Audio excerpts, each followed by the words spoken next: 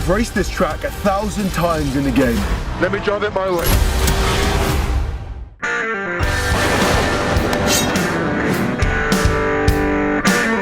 Amigos de Combo, bienvenidos. Tenemos el especial de Gran Turismo y estamos con el director Neil. How are you?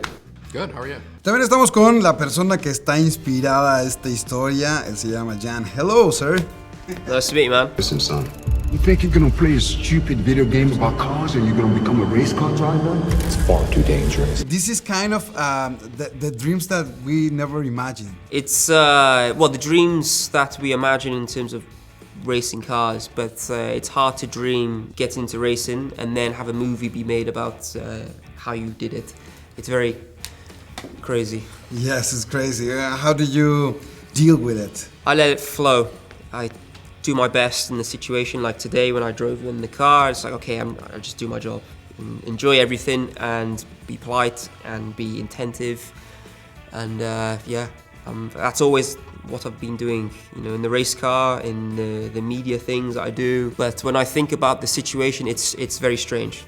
All the cameras, I'm just a guy who races cars. Should have stayed home where you belong. We're drivers, they're professional athletes. It's not gonna work. We're scared. You're not gonna be strong enough. Very excited about the movie because it's one thing that a lot of people was expecting. And this story in particular is very, very unusual, right? Yeah. How do you know about the pilot that it's inspired the movie? Well, I was working on a different film, and the studio offered me this movie. They said, do you want to make a film about Gran Turismo? And I had no idea how you would make a film about a racing simulator. So when they gave me the script, I learned about Jan's story and the history of GT Academy, and then I started to see how awesome this idea was of making a video game film that actually is a dramatic biography, essentially. So I just thought it was a really cool combination of factors. You're not gonna be racing against gamers. You guys are legit professional athletes. Not afraid. Whoa! Yes, of course, you enjoy a lot driving, but what is the thing that it's more hard to do with this environment? No, I can separate it.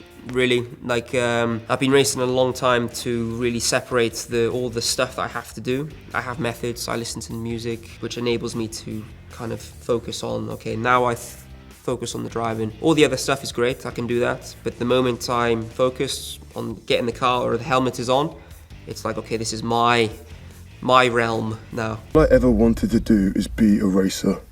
I'm doing it, whether you believe in me or not. It's a little risky to make an adaptation of a video game that it's so popular. Which was the biggest challenge to you with this? Well, I think Gran Turismo is a little bit different. It's the same reason that I wasn't sure how you could make a film out of Gran Turismo. It also works the other way, which is it's not obvious how to fail either, because there's no story with Gran Turismo. I think if you're adapting something like Halo, the fans have a very, very particular idea of the characters and the story because it's already been told to them in the game.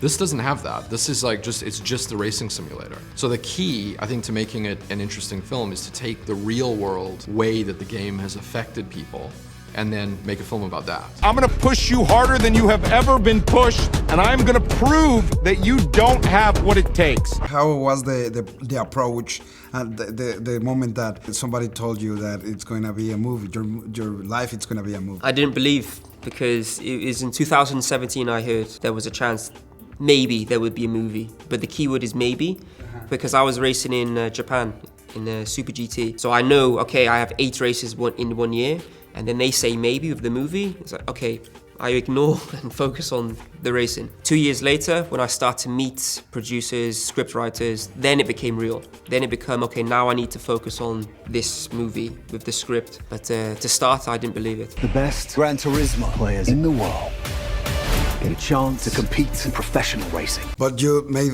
backwards, right? Because you are in the real race, and you put a lot of elements of the video game in the real life. Yeah. How was that idea to make this all this post-production? I wanted the audience to be able to see the way that Jan sees racing.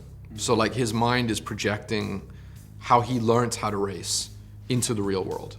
So it's all built on that idea. He told you that? No, I just thought of it, and then I would speak to him a lot, so I would bounce these ideas off him. But I wanted the audience to be able to see what I think he sees. You get tired, you get sloppy, you get hurt, and you lose races! You puked on my lawn. We are living these funny times in all kind of environments, in all kind of topics, in content creators and in gamers and all kind of stuff. That these kind of people are in a lot of places, and sometimes the old guard are not comfortable with that. You are telling me in the car that you have like more haters now that you have a movie because they are not very glad to watch this kind of success. I don't focus so much on the haters, but in my career, of course, I've had people kind of say things, which is normal. But of course, it comes with the territory. You get more visual, you get more exposure. Of course, there's going to be a percentage of people that will see you raise up and they want to throw sand. But it's normal. In my soul, I know that I'm on the right track. If somebody wants to shoot down or throw shade, they're probably in a bad place, and they need to look at their lives. But I'm trying. My message is general positivity, and you can achieve anything in life. I don't focus on the people that want to throw shade. You really think you're going to take a kid who plays video games in their bedroom, you're going to strap them to a 200-mile-an-hour rocket? Tell me about the production thing, because you make some shots that I haven't seen before. I think the main shots that are new is just the idea of using FPV drones with race footage. Because there's a lot of FPV drone work outside of the film industry in sports that is very interesting, like motocross or rally, even some traditional track racing. There's super interesting FPV stuff. I wanted to bring that kind of racing FPV drone work and put it in a movie. Mm-hmm. But the problem is FPV drones in the sports world are very small drones with very small cameras. So they're super high speed and very nimble. But my goal was to make this film certified for IMAX. So we had to use much bigger, much heavier cameras with bigger sensors. So the drones become bigger, so they're a little bit slower. They're not quite as nimble as something that you'd see like for X Games or Red Bull Extreme Sports. Cockpit is going to be 140 degrees Fahrenheit. You need to make the right decision under this kind of duress. Let's go again. This movie, of course, it's inspired in the video game, and the director put a lot of elements in the real race that he imagined you live in the video game. How was that? What do you think about the final results with these elements in the gaming to the race? Yeah, Neil is very creative. That's why he's a director. Like, his vision of things is so not like mine. I very much like rigid in my way of thinking, just driving the car, whereas he's very broad.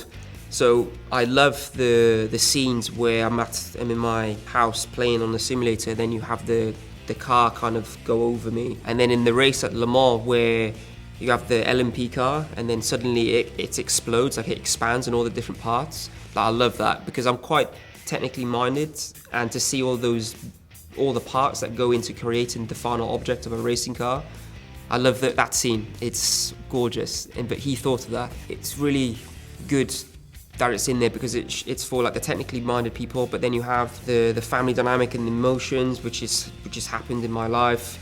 So I think it hits many areas that people you don't have to be a racing fan to, take enjoyment or positivity from the movie, which is great. Part of the game is called racing. If you miss a line in the game, you reset. And you put this element that you can choose any country in the world to make this kind of race. So you have a lot of countries. You film in a lot of countries. How did you pick each one? Well, our home base was Hungary, right? So we were shooting predominantly in Budapest, and So it's a lot of it, unfortunately, is a financial thing where you kind of are running the finances to see where you can afford to go. Like if it was up to the studio, we would only stay in Hungary, right? But I wanted as much of an international feel as I could make. So I went as far as I could, which was Dubai and Tokyo. And then we have a whole bunch of other European tracks, but they're real tracks. I mean, we really went to Red Bull. We really went to Nürburgring, which is amazing. I loved shooting at Nürburgring. And then we had to fabricate Le Mans because we didn't shoot in France. We had to build Le Mans out of 3 or 4 different racetracks, including Slovakia.